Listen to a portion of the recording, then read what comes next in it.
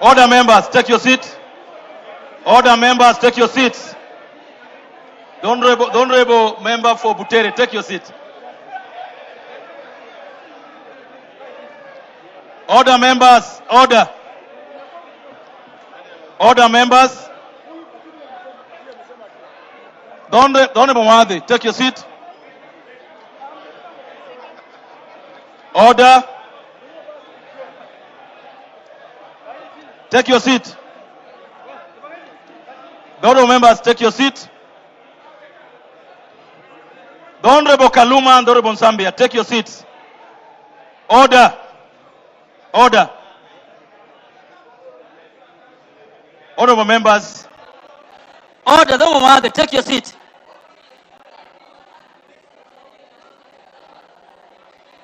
Honorable members.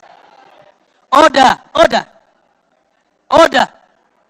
Oh, members, I must appreciate your patience this afternoon and evening. Order, members. And as you know, the decisions that have been made this afternoon have been made by yourselves. And I'm certain I was not wrong to call for division on this matter because the nays had it. Okay? And now we ask for the bell to be rung. It's been rung for 10 minutes. And it's now a chance to vote.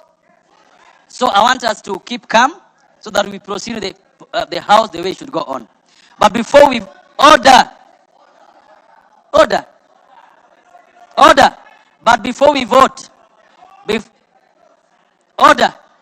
before we vote, I would like to give the majority leader a chance because he's the move of the bill, the clause we are trying to vote on. Order, members, order. Majority leader, go ahead. Honorable Chairperson,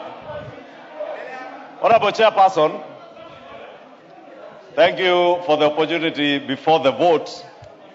Honorable Speaker, you know, I said we are a house of debate and we make collegiate decisions as a house. And when we make decisions as a house, they affect all Kenyans, the Kenyans we represent.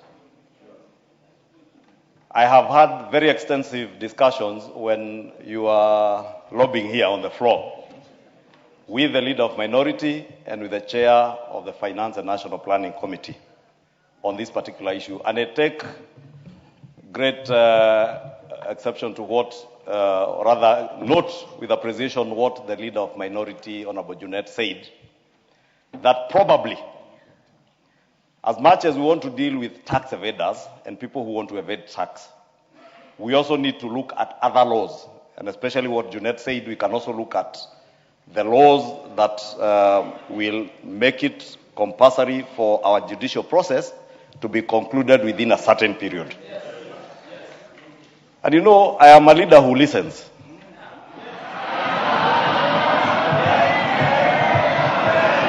And I have listened.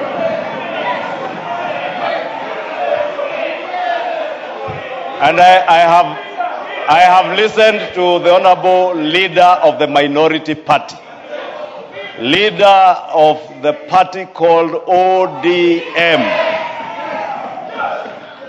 And because we are in a broad-based government with ODM, and the broad-based government is very responsive and listens. And because I am also leader of that broad-based government in the House, having listened to the Honorable Junet, having listened to the chair of the Finance and National Planning Committee, and my very able deputy and whip, the Honorable Silvana Sosoro, assisted by Naomi Wako, we have agreed together with the leader of minority that we give this matter more time for further consultations and see how we can realign it with other laws. Because the amendment as proposed and as further amended will not cater for the concerns, for instance, raised on the expedient resolution of cases in court. And let me say this, Honorable Speaker, because I am saying that because I want also to save our time. It is now 20 minutes to 8. and we need to go to our families. I will ask your indulgence that I withdraw both the amendment and the further amendment pending further consultations so that we are able to proceed. And I thank you all for your energy and determination to do what is right for Kenyans. Thank you. Thank you. Thank you so much. Honorable members, the Honorable Junet, go ahead. Mr. Speaker, sir, Mr. Chair, I would like to take this opportunity to thank my counterpart, the leader of the majority party and the leader of the broad-based government in the House, Honorable Kimani Ichung'wah. Mr. Chair, this is a listening majority leader.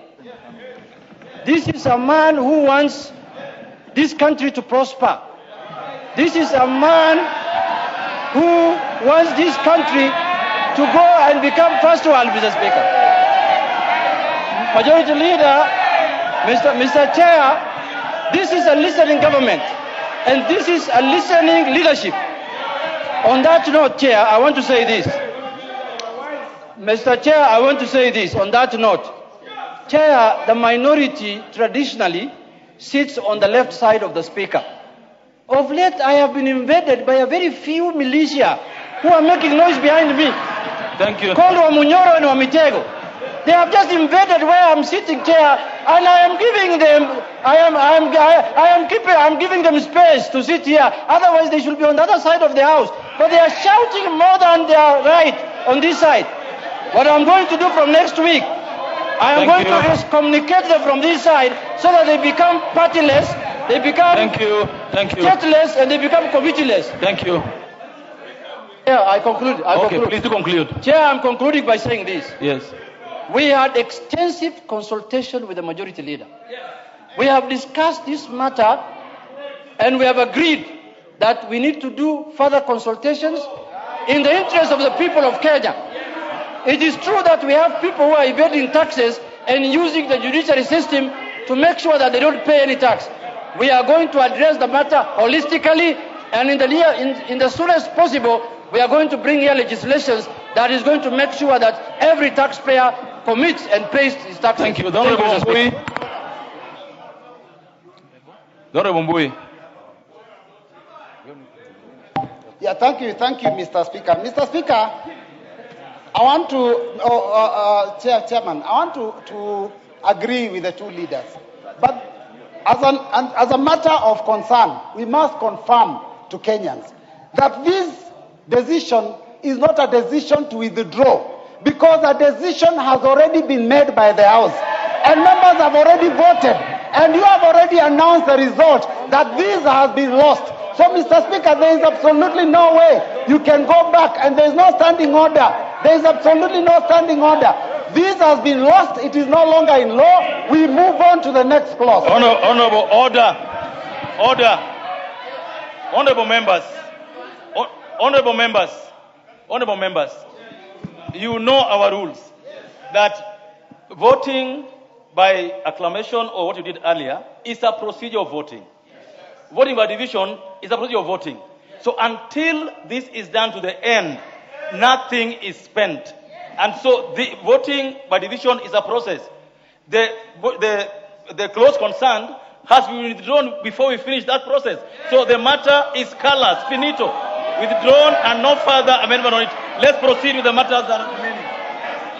I order the bars to be opened and we proceed with the matter. There's nothing out of order. The matter in question has been withdrawn. We will proceed with the next clauses of the matter.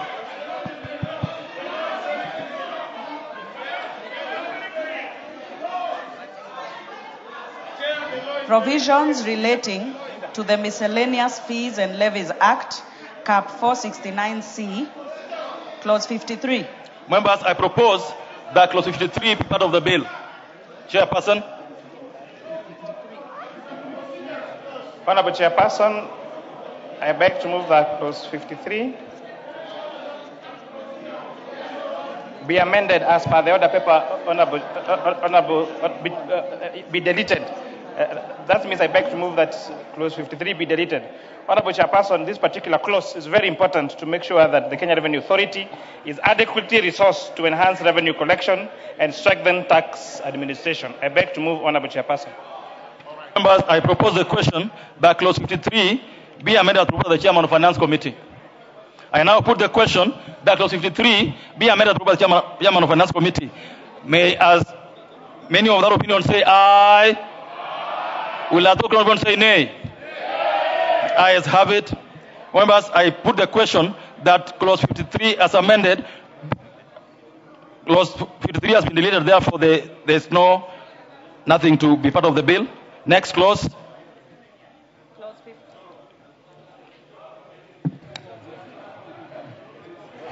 Clause 54. Members, I propose the question that clause 54 be part of the bill, and because there's no amendment to it, I put the question that clause 54 be part of the bill. Will as another opinion say aye? Will as another opinion say nay? Ayes have it. Clause 55. Members, I propose the question that clause 55 be part of the bill. Chairperson. Honorable Chairperson, I beg to move that clause 55 be amended as per the order paper. Honorable Chairperson, this particular amendment it also speaks to what I had spoken to earlier about manufacturers of LPG gas. With the recent things we have seen happening in Hamus and what has happened to our prices of fuel, Honorable Speaker, it's very important to look at alternative sources of energy. And one of the alternative sources of energy is LPG gas, and therefore we are incentivizing investment of at least 5 billion shillings in this particular sector for petroleum gas storage tanks and related infrastructure in Kenya. Thank you, Honorable Chairperson. I propose the question that clause 55 be amended as proposed by the Chairperson of Finance Committee. The Honorable Wundo. Chair, much as I support the amendment, but Honorable Chair, the figure of 5 billion or even if it's 2 billion is excessively high. It means then we will never have any local participate in this industry or enjoy these incentives. Is it possible, Chair, you can review the amount of investment required to make it much acceptable and affordable to a common mwananchi, a common investor in Kenya? We should not always benefit the foreigners and let the Kenyans themselves have no such tax benefits. It's not fair, Chair. Chair, so plead with him with consider reducing the threshold. The Chair of Finance Committee. The Chair of Finance Committee. There is a proposal, a request to you by the Honorable Chair of Finance Committee. Honorable Chairperson, in as much as I appreciate the remarks by the Honorable Undo, investment in LPG gas is very expensive, and therefore having a threshold of 2 billion shillings, for example, as proposes, will be defeative. The minimum you need to invest in a plant for LPG manufacturing is at least 5 billion shillings, Honorable Chairperson. So the risk of reducing this is where we have manufacturers that produce something else and they claim, Honorable Speaker, that they are producing, for example, LPG gas, Honorable Speaker. Thank you, members. I now put the question, therefore, that clause 55 be amended as proposed. Honorable Karoli, what is...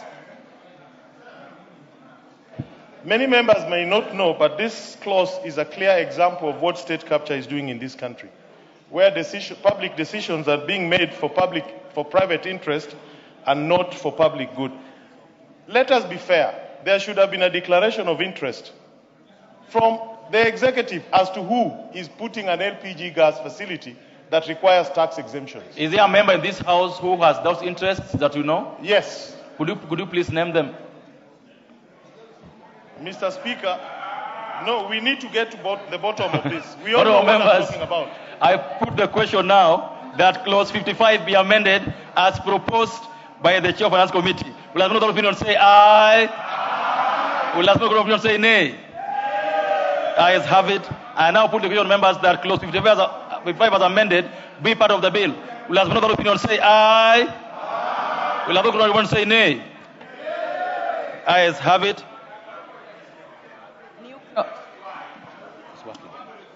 New clause 55A.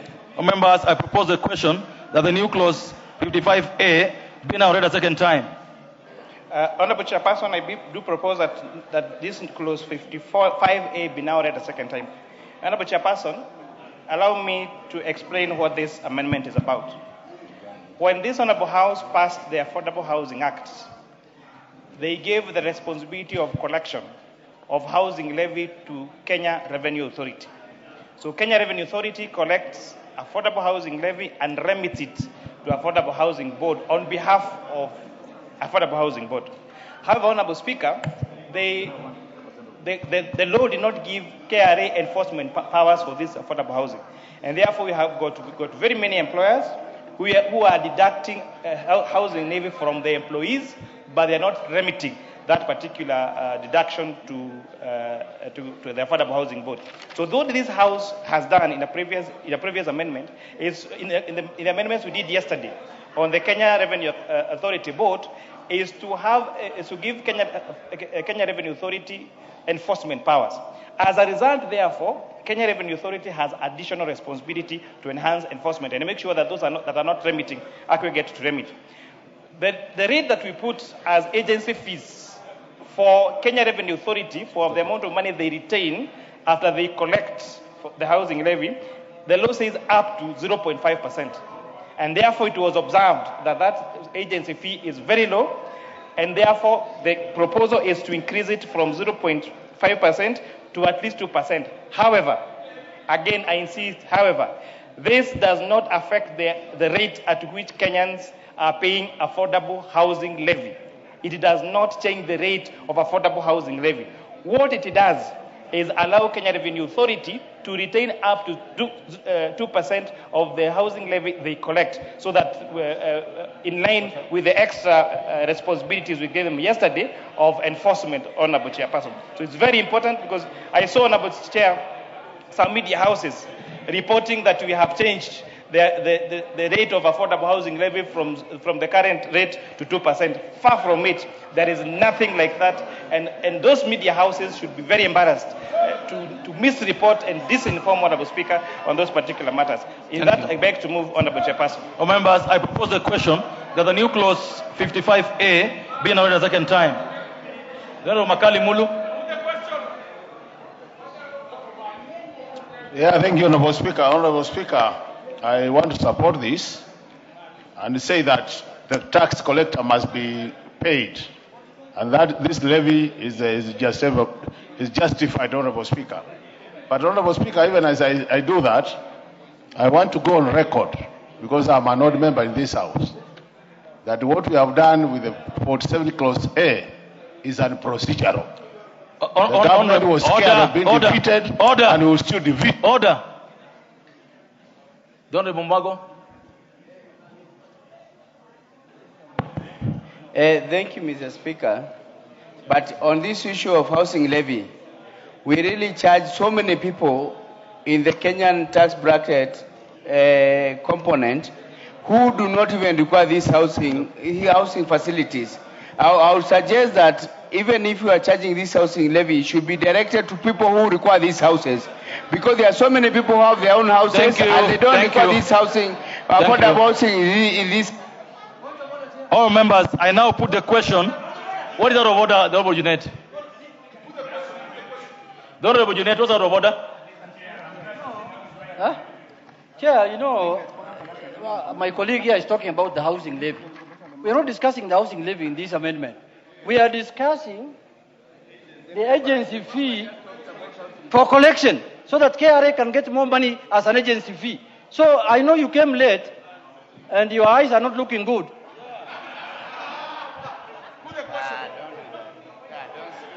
Members, there's a further amendment. The Honorable Wamboka, what is... Yes, you have the mic. Chairman, let's debate with the decorum.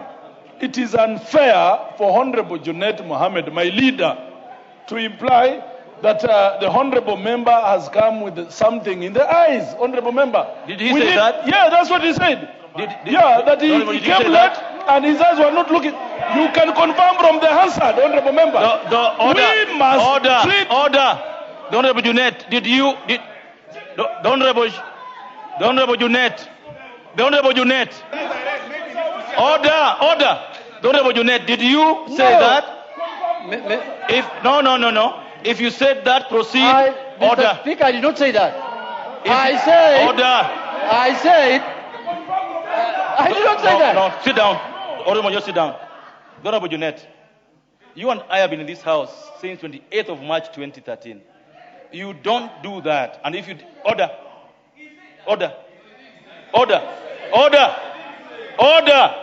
This isn't a joking matter, and I don't want to go to... Order. We don't have time. I don't want to go back to Hansard. If you said that, order. Proceed and withdraw it. If you said it, if you didn't, because I'll go to the Hansard. If I go to the Hansard and you said it, I'll throw you out of the house. Chair, first you did not hear what I said. But we have the Hansard. And you are talking as though you are sure that I said that. So what did you say? I did not say.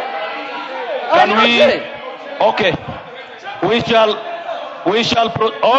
Order. We shall proceed. I will check the Hansard as we go on. If you said something against a member of parliament, of course you know what will follow. We shall proceed as I check the Hansard. Let's proceed. Honorable Majority Leader, go ahead. Honorable Chair. Honorable Chair, I want to support that amendment. I just wanted to correct what Honorable Junet has also corrected. That one, because I saw one of the media houses, Honorable Speaker, when the committee tabled their report, one of the media houses actually misreported this aspect, and I think he's a journalist maybe who didn't get it the way it was captured in the committee's report. This amendment, Honorable Speaker, if you can protect me from the Honorable Member for Dagoretti South, who wants to put words in my mouth that it was deliberate. And I don't want to judge the journalist because they misreported one of the broadcast medias. This amendment, as the chair has said, Junet has confirmed, has nothing to do with the housing levy. It is the agency fee that KRA is given.